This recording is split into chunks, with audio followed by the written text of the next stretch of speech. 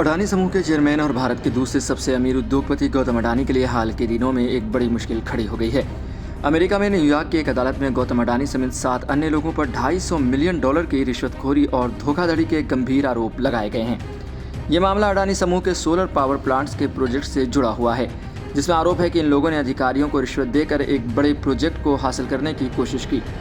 New York की अदालत में दाखिल की गई याचिका में कहा गया है कि गौतम अडानी और उनके सहयोगियों ने करीब $250 मिलियन से अधिक की रिश्वत दी थी ताकि वे अगले $2 अरब के सोलर पावर प्लांट्स के प्रोजेक्ट को अपने नाम कर सकें। यह प्रोजेक्ट दुनिया के सबसे बड़े और सबसे महत्वाकांक्षी सोलर पावर प्लांट्स में से एक माना जा रहा था। अदालत का कहना है कि अडानी समूह और अन्य आरोपियों ने न केवल रिश्वत दी थी, बल्कि उन्होंने अपने प्रभाव का इस्तेमाल करके प्रोजेक्ट हासिल करने के लिए कई सरकारी अधिकारियों को भी फंसा लिया था। आरोपियों पर यह भी कहा गया है कि उन्होंने दस्तावेजों में हेरफेर की और अधिकारियों को अपनी तरफ लाने के लिए गलत तरीके अपनाए। गौतम अडानी के अलावा जिन अन्य 7 लोगों पर आरोप लगाए गए हैं, उनमें अडानी समूह के उच्च पदस्थ अधिकारी और कुछ विदेशी साझेदार भी शामिल हैं।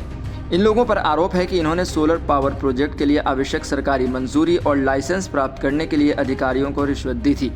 अदालत में दाखिल की गई याचिका में यह भी कहा गया कि इन लोगों ने बड़ी रकम की घूस देकर सरकारी प्रक्रिया को प्रभावित किया और अपनी कंपनी के फायदे के लिए गलत तरीके से काम किया।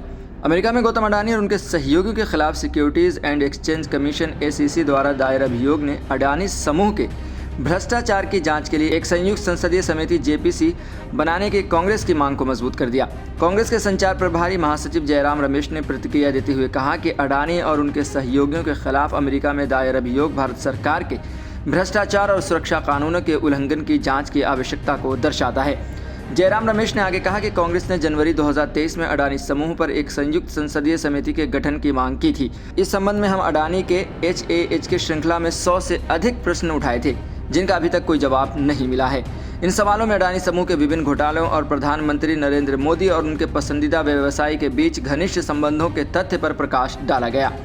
अडानी समूह ने इन आरोपों का खंडन किया है और इसे पूरी तरह से निराधार बताया है। समूह ने एक बयान जारी कर कहा कि इन आरोपों में कोई सच्चाई नहीं है और वे इसके खिलाफ कानूनी लड़ाई लड़ेंगे। अडानी समूह ने यह भी कहा कि वे पूरी पारदर्शिता के साथ अपने सारे प्रोजेक्ट्स को अंजाम दे रहे हैं और किसी भी गलत तरीके से प्रोजेक्ट हासिल करने का सवाल ही नहीं उठता। न्यूयॉर्क की अदालत ने इस मामले में सुनवाई शुरू कर दी है और अब यह देखना होगा कि अदालत में क्या निर्णय आता है। यदि आरोप साबित होते हैं तो ये गौतम अडानी और उनके समूह के लिए एक बहुत बड़ी कानूनी चुनौती बन सकती है, जो उनके बिजनेस और प्रतिष्ठा पर गहरा असर डाल सकती है। साथ ही इस मामले से भारतीय उद्योग जगत में भी हलचल मच सकती है, क्योंकि अडानी समूह का नाम कई महत्वपूर्ण और बड़े प्रोजेक्ट से जुड़ा हुआ है। भारत में भी इस मामले को लेकर अडानी समूह की भूमिका पर सवाल उठाए जा रहे हैं। हालांकि अडानी समूह ने हमेशा अपने कारोबार को पारदर्शी और कानूनी ढंग से चलाने का दावा किया है, लेकिन इस नए आरोप के बाद उनकी छवि पर असर पड़ने की संभावना है। वहीं गौतम अडानी और अडानी समूह के लिए मुश्किल समय साबित हो सकता है, लेकिन यह भी सत्य है कि अडानी समूह की ताकत और प्रभाव के चलते इस मामले में कई मोड़ आ सकते हैं। अदालत का फैसला इस पूरे मामले की दिशा तय करेगा और उसके परिणामों का असर भारतीय और अंतर्राष्ट्रीय व्यापार जगत पर भी पड़ेगा। इस समय सबकी नज़रें न्यूयॉर्क की अदालत और अडानी समूह पर हैं।